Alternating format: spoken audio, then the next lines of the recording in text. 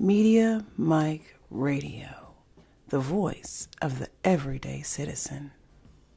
Let's rock on the mic.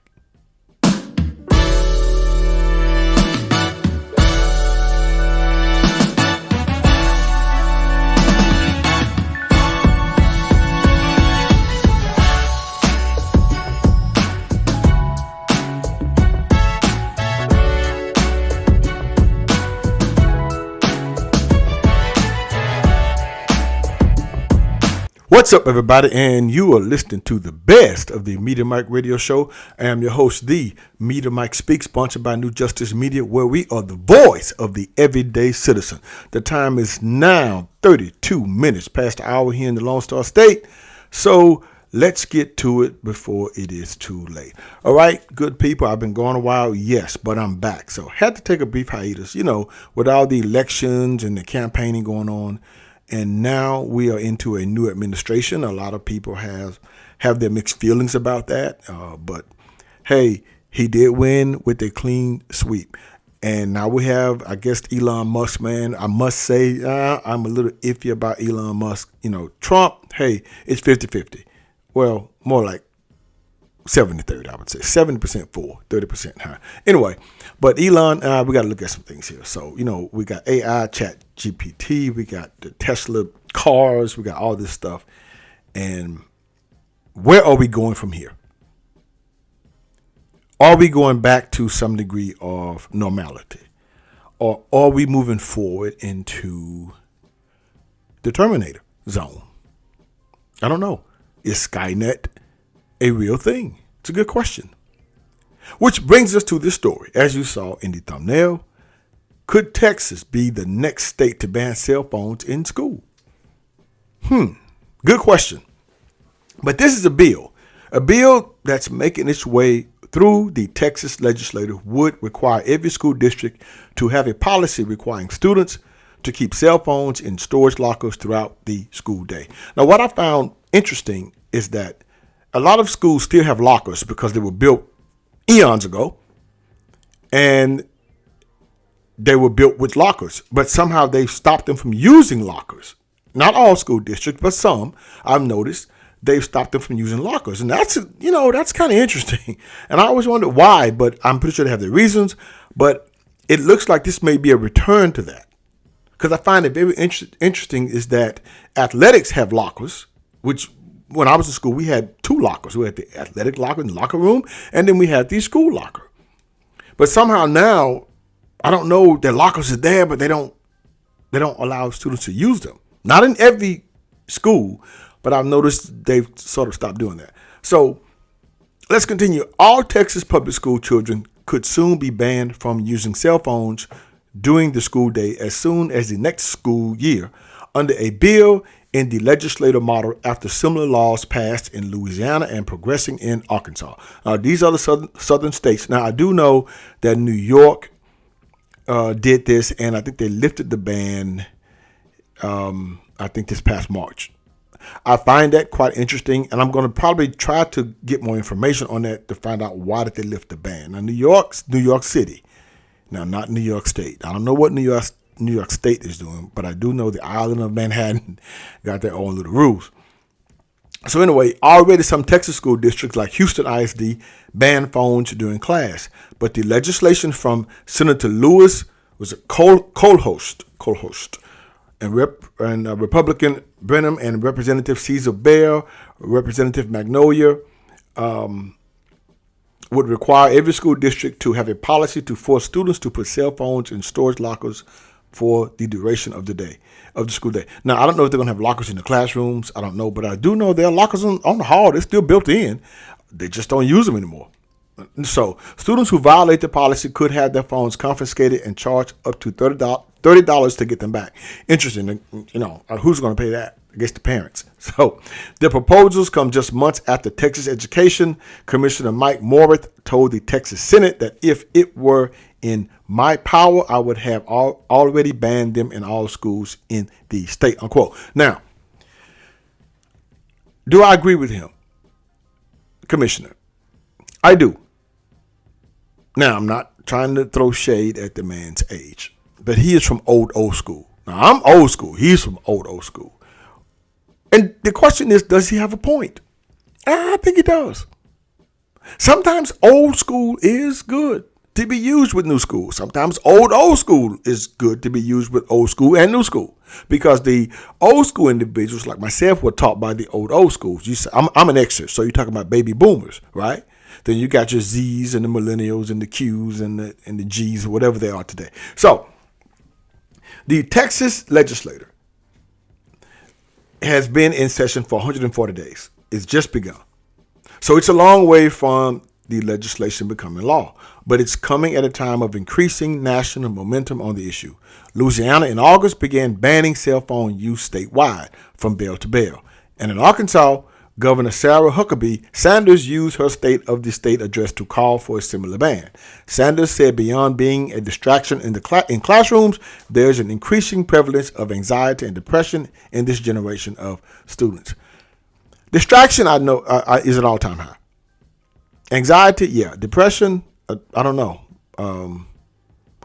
what that could lead to. What things being said, and to the student from others using the phone. I'm not sure, but I'm pretty sure it has its reasons. Distraction, anxiety, I get. Depression, I need to do more research on that. And she goes on to say, I don't think it has ever been harder to be a kid than it is right now, according to Governor Sarah Huckabee of Arkansas.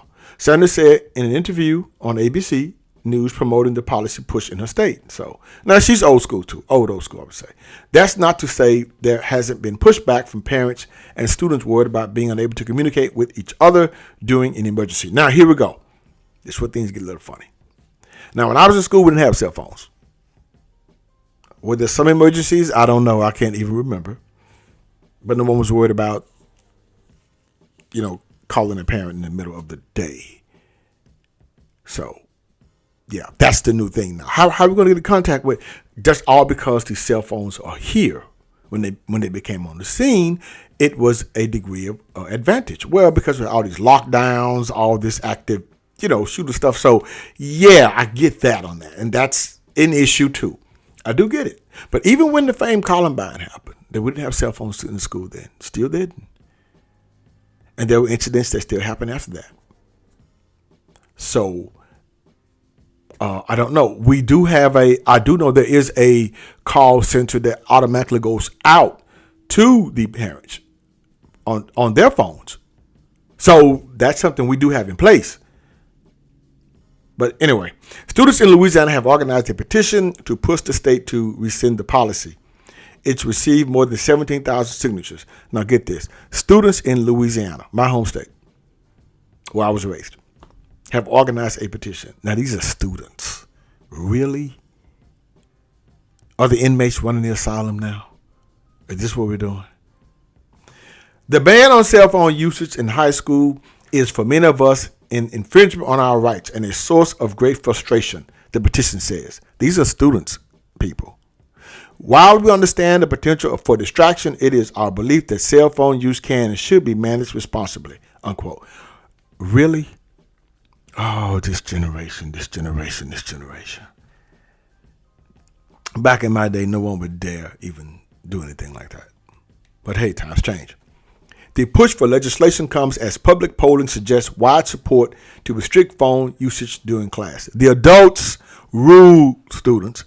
The Pew Report Research Center survey last fall showed 68% of adults supported banning middle and high school students from using cell phones during class. The adults rule students. And it seems to be cutting across party lines. California Governor Gavin Newsom, well, he's on his way out, the Democrat, signed a law banning cell phones in class by 2026. That came just months after Virginia Governor Glenn Youngkin, a Republican, signed an executive order banning phone use during the school day. It seems the boomers are all in sync, along with their few Generation Xers. Students, you just might lose this battle because you're so young, you can't hardly see the future. And then maybe you can. I don't know. Now, my thoughts. For those of you who remember, not so long ago, about 15, 20 years ago, we didn't have these issues in our schools. Back when students had to actually pay for their minutes. The old Motorola, if you did get a cell phone, it's $55 a minute. I'm just exaggerating, but you had you paid for 100 minutes, what you could pay for, and after 7 they were free, or after 9, depending on the plan you got. Those were the good old days where, to me, that was more responsibly. Until everybody caught on to T-Mobile and Metro PCS, AT&T caught on, they start charging the phones the high price for the free minutes. So, now, should we go back to that? Is this a sign or attempt to return to some degree of normality?